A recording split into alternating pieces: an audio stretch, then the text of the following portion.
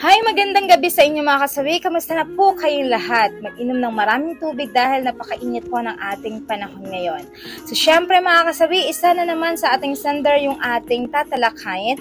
Paano po ba malalaman kapag gustong-gusto ng babae na makipag-ana-ana? So, syempre yung ating sender mga kasawi ay isang lalaki.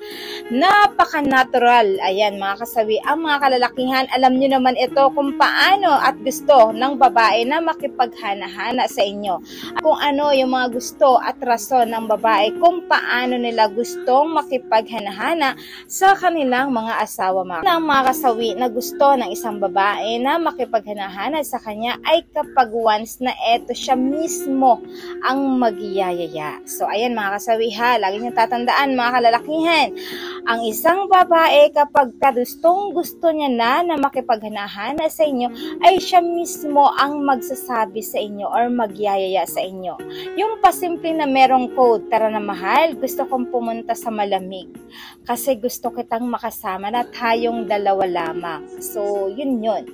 So, kapag once ang isang babae ay nagdrama na sa inyo ng ganito at sinabi sa inyo, so meaning ang isang babae ay gustong-gusto niya na talaga na makipaglaban sa inyo. Syempre, ikaw ba naman bilang lalaki kapag sinabi ng misis nyo na ganito, tatanggi ka ba? Syempre naman, dapat hindi kasi bibihira ang mga kababaihan na nagyayaya kapag gustong-gusto na nila talaga na makipaglaban sa gera, mga kasawi. Ang pangalawa natin na gustong-gusto na talaga, mga kasawi, ay nagpapahiwatig sa'yo kapag ka ito ay bagong ligo, mga kasawi. Ang isang babae kasi, mga kasawi, lagi niyong tatandaan, mga boys, lalo kapag kagaling kayo sa trabaho, tapos yung asawa ninyo ay naligo ito, tapos kayo ay hinalikan kaagad at niyaya kayo sa kwarto, may sasabihin siya. So, for example, mga kasawi, tarahan, punta na tayo ng kwarto kasi meron ako sasabihin sa'yo. Yan. Tapos pagdating nyo na ng kwarto, ando na yung mabango siya kasi bagong ligo. Tapos ipapaamoy niya sa'yo yung katawan niya. Alam mo ba, Han? Ang bango-bango ko na. Tapos tingnan mo, amoy-amoyin mo ko. Tapos kapag once na gano'n yung ginawa ng isang babae sa inyo, ibig sabihin, isa lang yung hudyat, mga boys.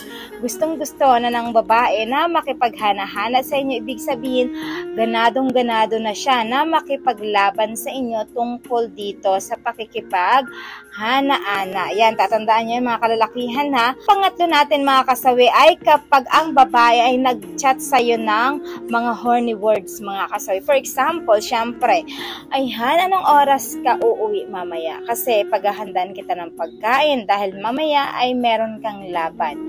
At syempre, gusto ko kapag makipaglaban ka, ay gusto ko yung busog na busog ka o talaga para may lakas ka at makahigop ka ng mainit na sabaw kasi alam mo na Han, namimiss na kita. Gusto ko na at gusto kong makipaglaban sa iyo. Gusto kong hawakan ang iyong lato-lato at paglalaruan. Kaya maaga kang umuwihan mamaya para naman maaga tayo na makipagmakbaka. Di handa ko na yung mga pagkain mo para mamaya ay nakahanda ka na pagdating sa ating gera. So, yan yung mga words na horny words na pinag-uusapan ng isang babae kapag once na gusto niya na talaga na makipaghana-hana sa kanyang jowa at asawa, mga kasawi.